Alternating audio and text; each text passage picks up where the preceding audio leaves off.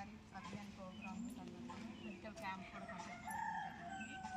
At the same time ఏంటంటే heat waves గురించి and medical క్యాంప్లో అన్ని మెడిసిన్స్ కూడా అన్ని మనకి ఏదైతే ఫస్ట్ ఎయిడ్కి సంబంధించి ఉంటుందో అది కూడా అరేంజ్ చేయడం జరిగింది. యాక్చువల్లీ మా మెడికల్ ఆఫీసర్ వస్తానన్నారు కాబట్టి వేరే మీటింగ్ ఉండడం వల్ల రాలేదు.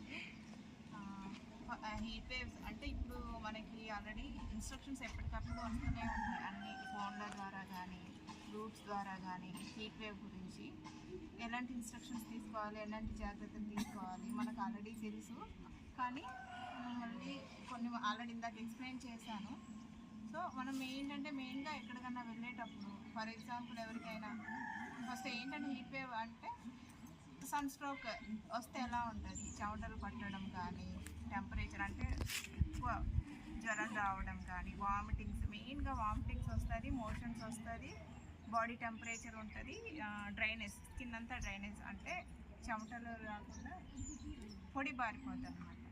సో అలాంటి లక్షణాలు ఎవరికైనా ఉండాలి. కొంతమందికి వణుకు వస్తుంది, కొంతమందికి ఫిట్స్ వచ్చే ఛాన్సెస్ కూడా ఉంటుంది అన్నమాట. సో అలాంటి వాళ్ళు ఎవరైనా ఉంటే కనుక వెంటనే చుట్టుపక్కల మీ ఆశాలు ఉన్నారు, ప్రతి ఒక్క ఊర్లో ఆశాలు ఉన్నారు. సో వాళ్ళకి ఇన్ఫామ్ చేయండి. క్లినిక్ కూడా మన ఊర్లోనే ఉంది కాబట్టి క్లినిక్లోనే మనం ఫస్ట్ ఎయిడ్ అనేది చేస్తాం. ఇంకా క్యూర్ అవ్వట్లేదంటే మాత్రం అంబులెన్స్ పిలిపించి సిహెచ్సికి ఇప్పుడు దగ్గరలోనే ఉంది కాబట్టి సిహెచ్సికి పంపిస్తాం.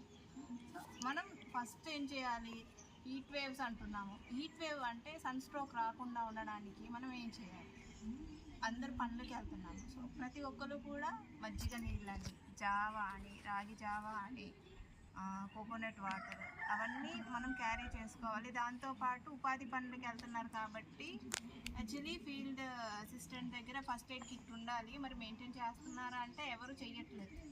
పోనీ మా దగ్గర వచ్చి మెడికల్ కిట్ అడుగుతున్నారా అంటే అది అడగట్లేదు. నేను మొన్న సింగన్నగూడెం వెళ్ళిన తర్వాత అడిగాను సార్, అడిగితే మెడికల్ కిట్ ఉందా, మీకు సప్లై ఉందా అని అడిగితే లేదు సిస్టర్